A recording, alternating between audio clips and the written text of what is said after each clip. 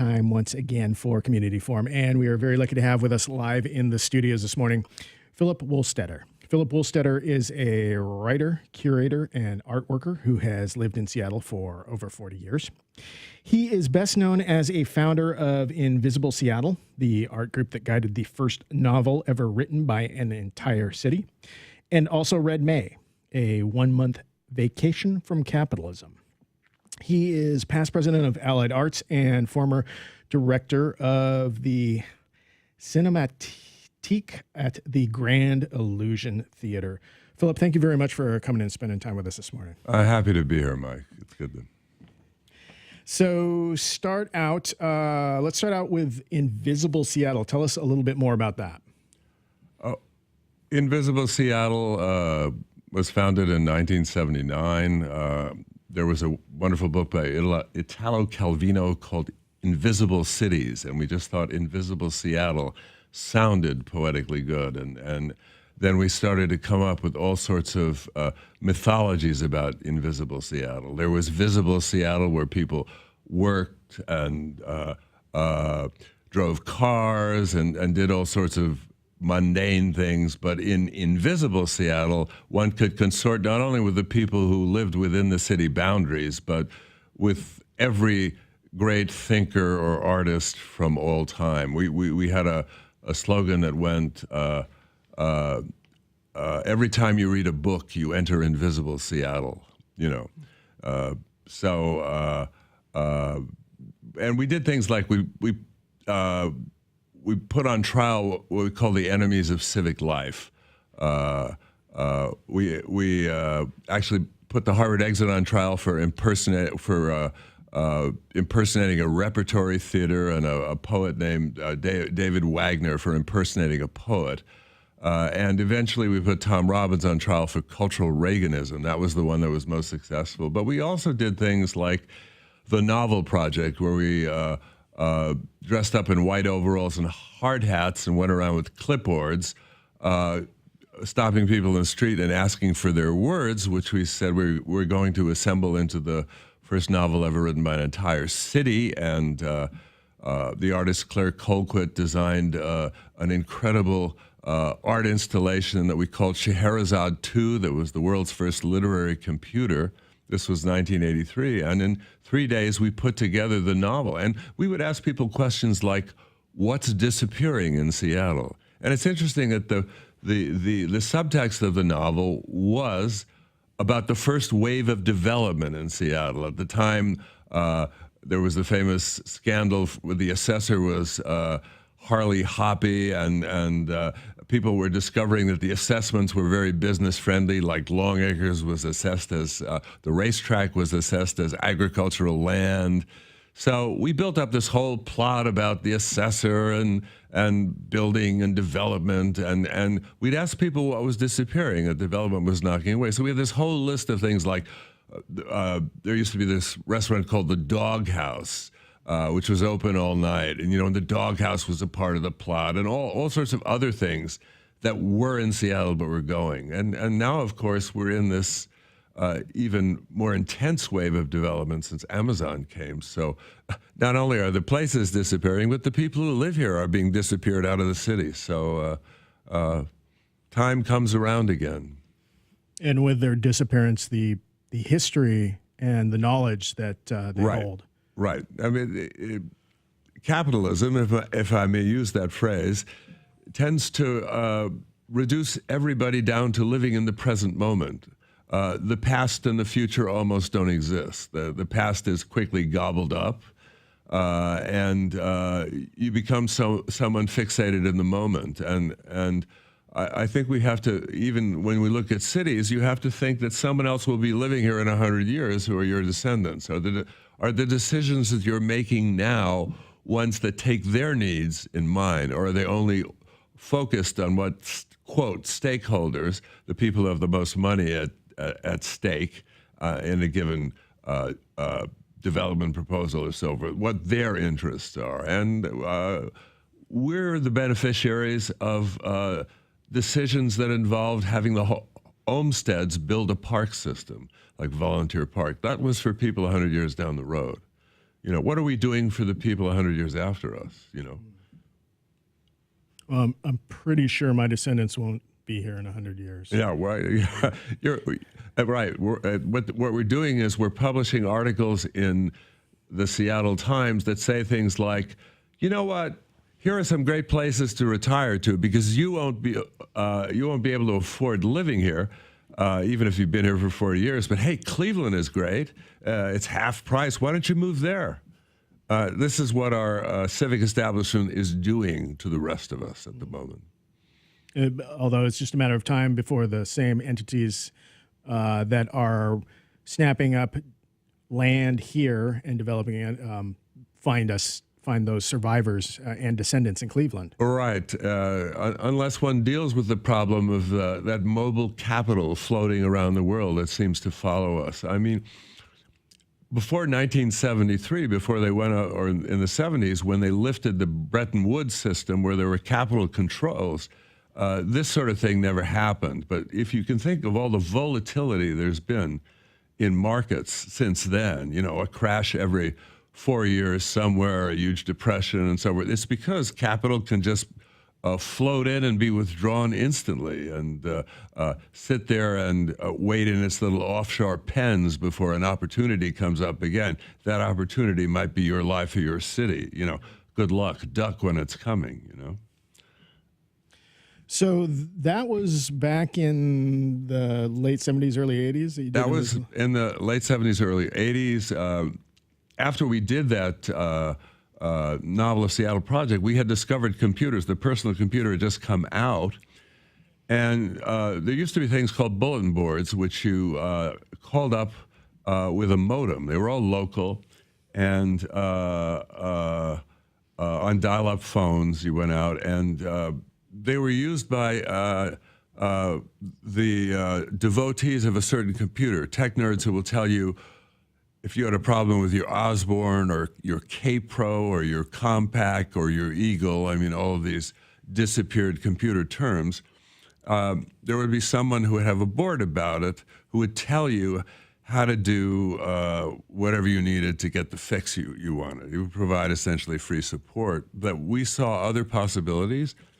So we created a literary bulletin board called Insomnia, and we put public writing consoles in Elliott Bay Books and at the Wallingford Center around town where people who didn't have computers, and remember this was in 1983 where the number of people who owned personal computers was a far smaller percentage than do now, and there were no such things as tablets or smartphones and stuff. So we gave them the possibility of participating in structured writing experiments. And so we did that for about 10 years, and we are now looked upon as precursors of electronic literature. So that was one project. I think every arts group has about 10 years to hang together before everybody sort of, it's like a rock band. It breaks up and everybody forms together into the next band, you know. So how did you transition from there to eventually starting Red May? Well, you know, I'm from the 60s originally. That's where my orientation to life was formed. And people say that people in the 60s have serial lives. They do something for 10 years, then they do something for 10 years again. You know, I opened up the Cinematheque at the Grand Illusion, and then I got involved for a number of years in rewriting people's scripts in Hollywood through my friend Jeff Dowd, the big Lebowski. So, I mean, that was a very interesting experience, but it took me out of Seattle for a long time, and I wasn't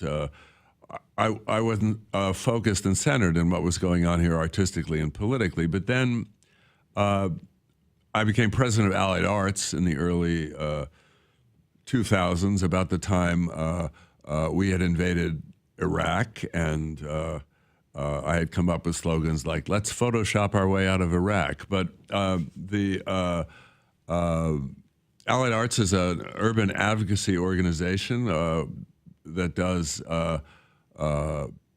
arts advocacy, urban environment advocacy, preservation, historic preservation, and so forth. And It was started in the 60s called the Beer and Culture Society, and they did things like protest against billboards and, and they also saved the market, by the way, which is a very good decision. So we got involved in the waterfront planning, and at the time it was only a transportation project, but we arranged all of these charrettes and then participated in public charrettes arranged by John Ram, who was a planner who worked for the city, to try to get people off the notion that we were just replacing a viaduct with another form of transportation. And this was an opportunity for a kind of urbanscape,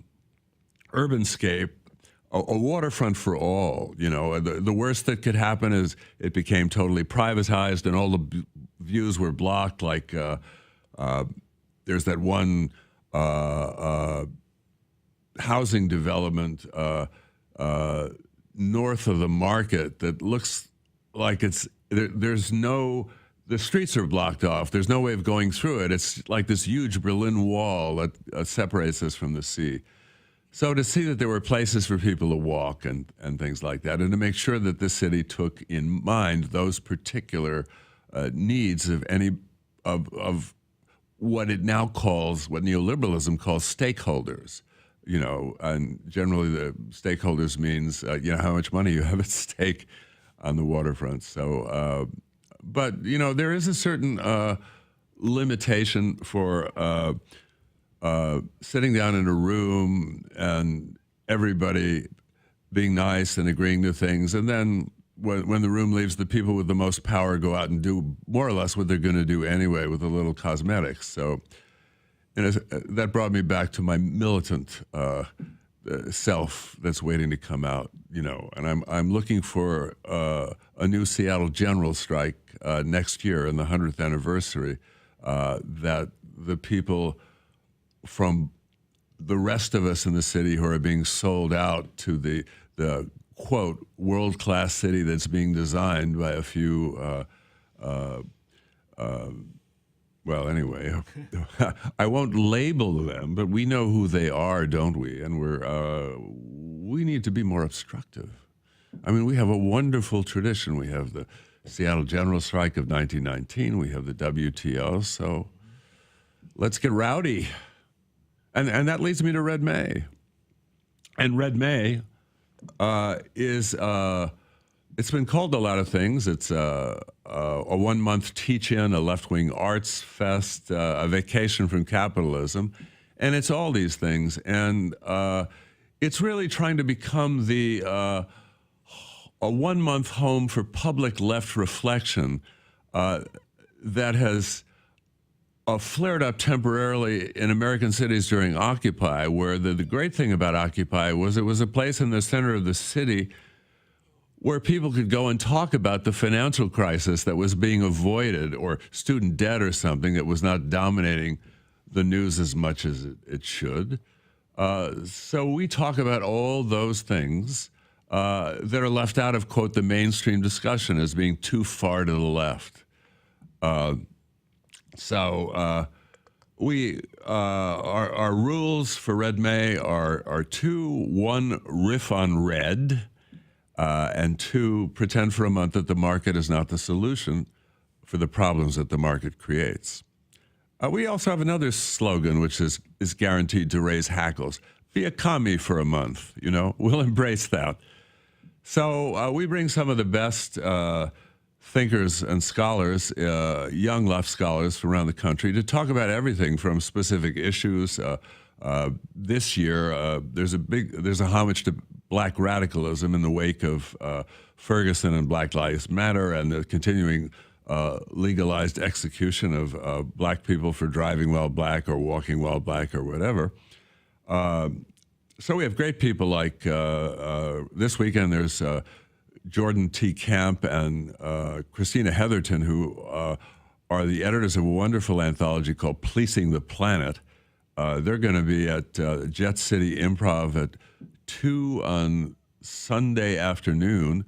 It's free. It's called Capital and the Carceral State, the Political Economy of Policing and Prisons, which is a very important topic. Next week, we have some great scholars from Carleton College and Hampshire College, Therese Burden-Stelly and Christopher Tinson are in a panel called The Black Challenge to the Capitalist State. We have discussions of Huey Newton, of Grace Lee Boggs by Scott Kuroshige, who teaches out at UW-Bothell and was a comrade of her in Detroit and has written a wonderful book that starts in Detroit called The 50-Year Rebellion. And Alice Weinbaum is going to talk about W.E.B. Du Bois. So that's kind of the theme this year. Every year it'll be something else. We also have every Saturday something called a Marxathon. It's inspired by Bloomsday, where people move from bar to bar reading chapters of Joyce's Ulysses. Instead of hopping with Ulysses, we hop with Marx's Capital. Now, and we start off at the Hadreen Gallery this Saturday, today at 12 o'clock. Annie McClanahan, a great, who has written a book about debt, which is wonderful, is going to talk about the working day. It turns out that old Karl Marx, who was consigned to the dustbin of history in 1990 with the fall of the Soviet Union, seemed to have something interesting to say about the working day. And I think it's chapter 10 of Capital. And what he said is the working day is a struggle over time. Now, between employers and labor. Now, that didn't seem to have as much relevance when the hours that people work went down and down every year, and people had won the 8-hour day and they were looking for more vacation. But suddenly all those conquests that labor seemed to have consolidated are gone. They've evaporated into air, and people find that they have no rights at work, that their work time is going up, that they're limited in when they can go to the bathroom. You hear all these horror stories, and suddenly that chapter, which starts with the horrors of Victorian England, which we're heading back to, looks somewhat more relevant. So our desire is to kind of open up Marx from the anti-communist gaze that has kind of dominated America through the Cold War and after, because I think what's interesting about Marx is he's not the creator of a religion or the notion of a doctrine that one has to believe and recite like a catechism, even though there were people who followed him who treated his work that way. It's not about having a science of history that allows you to predict the future, which starts with primitive communism, goes through feudalism and capitalism in various stages, inevitably to something called communism, a future, along kind of the rails of history, like a locomotive going from one stage to the other or one station. We know that stuff doesn't happen, and even though there was an element of that in early Marx, that quickly disappeared from his work because he moved to England, and he studied something that was very new in the world at the time, which is capitalism. His collaborator Engels was the son of a factory owner in Manchester, and so Marx went to the British Museum, and he had he spent more time studying this particular socioeconomic phenomenon than almost anybody has for anything else at the time. It's a model of social research. And so what we find in Marx is a model of capitalism. That's all it is. It tells us what its tendencies are, but the tendencies don't necessarily come through. They're just possibilities.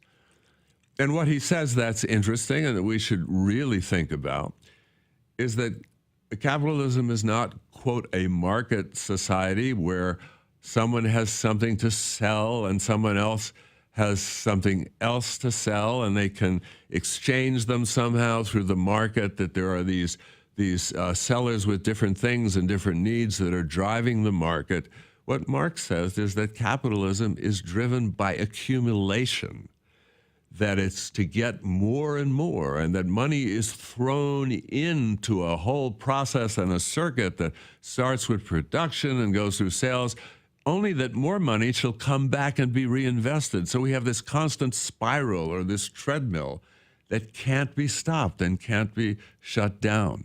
So now that we face the limits that the planet is telling us we have, and people are trying to come up with solutions, like a different economic system, it's being vigorously resisted, obviously, and has to be, because should capitalism stop growing and stop accumulating, it would stop being capitalism. So these are the reasons to think about Marx, and we try to offer a kind of gateway drug or an entry into Marx as a way of thinking, finding other ways to think about one's own situation. Let's take Seattle, for example. Let's take Seattle now. I mean, what could be more, starting from, what do we see? We see homelessness. Now you can treat it as something that comes like a storm from nowhere. You know, suddenly there are more homeless people. You know, it's just a crisis that we have to deal with, and we have to come up with solutions or Band-Aids to put on it or something. But what causes homelessness? People are being priced into the street, right? So what's pricing them into the street? Well, we have the highest increase of rents in the country. The rate of rent increase in Seattle is higher than anywhere else. Look at all the construction cranes that are going on. So it's linked to rising rents. But what causes rising rents? Well, you know, a conventional economics says there's just not enough housing units built here, you know, and if we listen to developers and let the market take its course instead of interfering with the market by upzoning or allowing people to keep these things out of their neighborhoods. God forbid that we should have neighborhoods without luxury condos and rising rents. Then everything will be all right, because suddenly there'll be a huge housing supply, and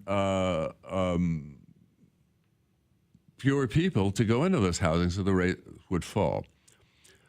But of course, well, there are a couple of problems with this scenario. One is that the obvious problem is we're not talking about people chasing housing. We're talking about dollars chasing real estate. And the dollars that are looking to get into that real estate are all around the world. Because there are not a lot of good markets to invest in now. I know this as a small investor. You keep asking, where's the return? Well, there is in the stock market, except nobody trusts that because it's being propped up artificially. Nobody wants to go in emerging markets with political instability. So the Financial Times says, you know, invest in American coastal cities or in the major metropolis. So all that money is going in there. Well, what's another problem with the solution? Really, this one of the main problems of housing is race. That the whiteness of neighborhoods, you know, the fact that that real estate, there's been no mechanism to ensure that every neighborhood has a mix of poor people, people of all economic levels and of all colors. You know, when the market operates, the market leaves behind a residue of white and very rich white. So the way to get affordable housing is to build affordable housing. The way to have affordable housing that's open to everyone is to make it open to everyone and to ensure that people of color have opportunities to house themselves everywhere. But that's just, one example of how one might think of these things differently than it's presented in public debate, except by people like Shama Sawant, who knows, or by Carrie Moon in the last election, or by Charles Mudede in his columns for The Stranger. It's amazing. I think in Vancouver there was for 10 years, people kept telling the city government that a lot of money from outside was coming and driving up the prices, and they wouldn't believe it. They said, like Jenny Durkin said during the campaign, no, speculation is not a problem. Well, in capitalism, speculation is always a problem. So maybe we should think beyond capitalism, or at least we should think beyond it for 1 month. Because if you want to think outside of the box, right? If you stay within the box of capitalism for all your solutions, you're not really letting your mind roam over the possible universe. So what's the harm in a month going back and listening to what Marx might have to say about one thing or another in our Marxathon when we have a scholar come, or even trying to think this way about other ways to deal with the problems of capital than incentivizing it or nudging it or saying as the and of course this whole Amazon fiasco at the moment, which is the fiasco of the people who are supposed to be representing the interests of the public in the paper, who keep chiding the city council members for standing up for them and for daring to tax Amazon. I'll say one last thing about tech companies. Apple is not a profitable business, or we don't know what Apple's profits are because they have been granted subsidies by the state of California. They're allowed, and by the United States, they're allowed to declare that all of their creative work was done in Ireland or wherever and pay no tax in California. That tax which they would have paid would have subsidized tuitions. So instead, the University of California, which was a free university in the 60s, has gone up charging huge tuitions. So we've decided to essentially allow students to pay what Apple should be paying in terms of tax. That's not good. And that's how neoliberal capitalism works. And an example of one of the many things you are discussing during Red May Seattle. Yes, please go to www.redmayseattle.org. All of the panels are free. We have some wonderful panels for the last 3 weeks. One called Remobilizing Utopia at Jet City, which looks at utopias in science fiction and in things like basic income and so forth. Please get on the website and look at it and join the conversation. It's only a month. You can go back to the inside the box afterwards. All right. So yeah, just a couple of weeks left of it. Just a couple of weeks left. All right. Well, with that, we are unfortunately out of time. I want to thank you very much for coming and spending time with us this morning. Thanks a lot, man.